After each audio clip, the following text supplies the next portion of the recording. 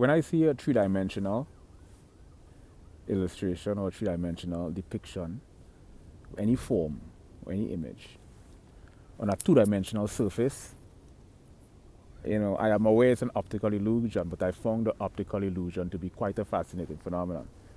I kind of wanted to know, you can illustrate three-dimensional forms on a two-dimensional surface, but you have to follow different laws. So I became infatuated with laws. What makes these things pop up and it looks three-dimensional, right? And I got into art to kind of understand the phenomena, and that's where I began to learn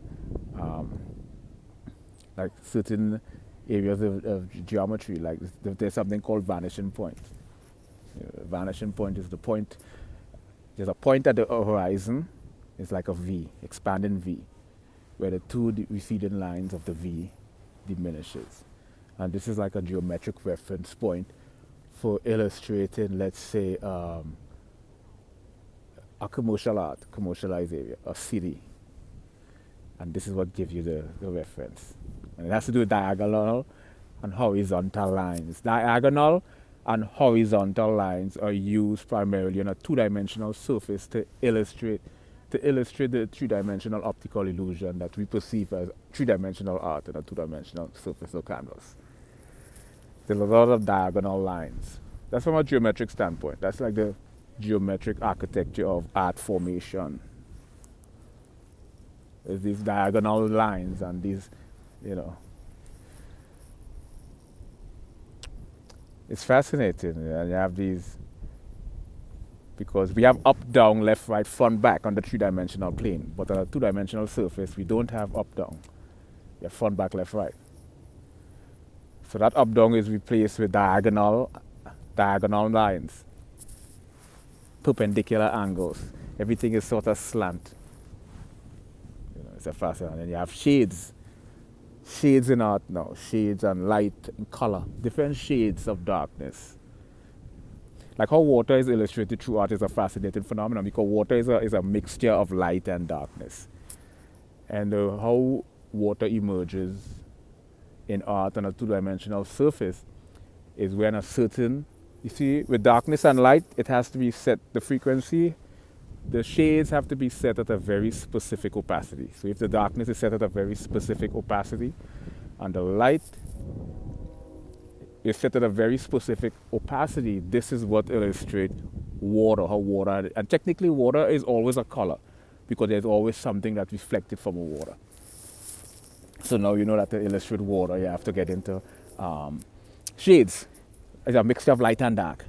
Light and dark. You would notice that if you put a very mild version of darkness, if you took a dark shade and you implement a very mild version of that dark shade on, let's say, an object, you will notice, from a digital standpoint, you will notice it creates a ripple effect.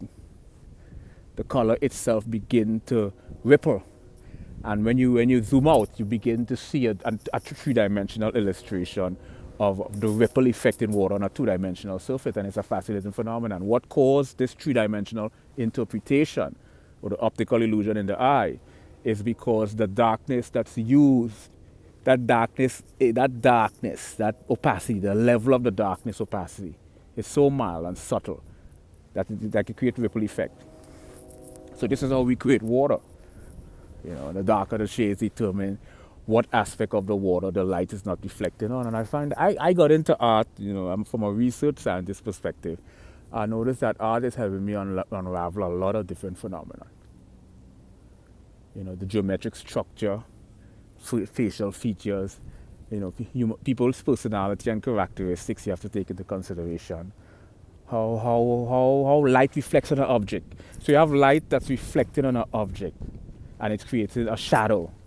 And then the darkness of the shadow or the lightness of the shadow is determined by the distance of the sun. When you get into art, you realize that art is really predicated on a hell of a lot of physics.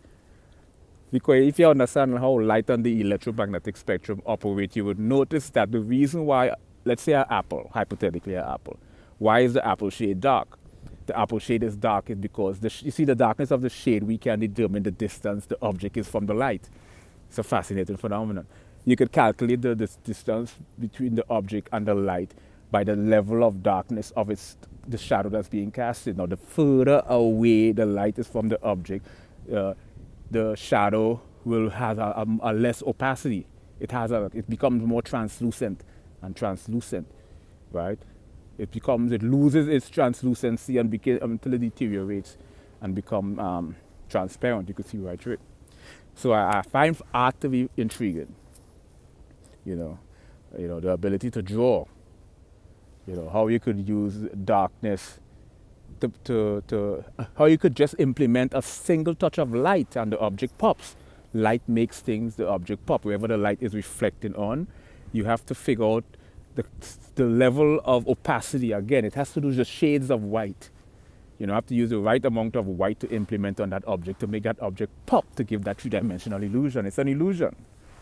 It's a fascinating illusion, and I got into art because I wanted to have a deeper understanding of some of the underlying mechanisms that govern this phenomenon.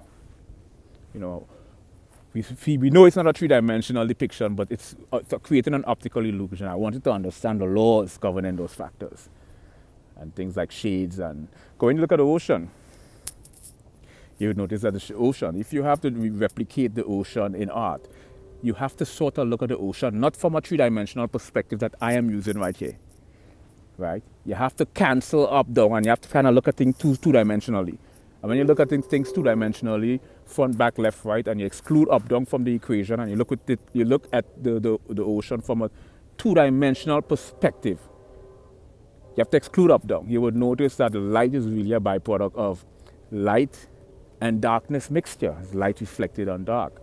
I noticed that what's creating the reflection in the ocean is the light, the brightness compared to the lightness. And this is what creates an optical, and this is how you have to replicate this on a canvas. Yeah, so art is, and another fascinating phenomenon with art is I noticed that art it really enhances, if you know the law of attraction or anything metaphysical, your mind and matter, substance and attribute, we can all create reality. What I've noticed is that when you're doing art, your visualization, the quality of your visualization, when you get into art, you will notice that the quality of your visualization it develops a level of clarity, and it becomes more potent. Because in the process of creating the art itself, you focus on the art. So you have this visualization. So your mind is keeping you intact with the visualization, and the art itself that you're creating is keeping you in touch with the visualization. So your focus, so there's an intensity. So your visualization develops a certain level of clarity. Hence, you notice when you get into art, you will find yourself, your ability to materialize reality, or your ability to manifest reality begins to increase exponentially.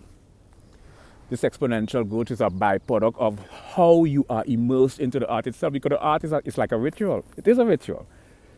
It's a ceremony, but it's an artistic ceremony. It's an artistic ceremony. It's an artistic ritual. And this is equivalent. We could parallel this phenomenon with it's prevalent amongst novelists, where they tend to realize that the protagonist in their movie would materialize before their very eyes. So here you have a human being who supposedly had free will. Inadvertently, they are an unconscious instrument in a much grander orchestra. This person, like a conduit,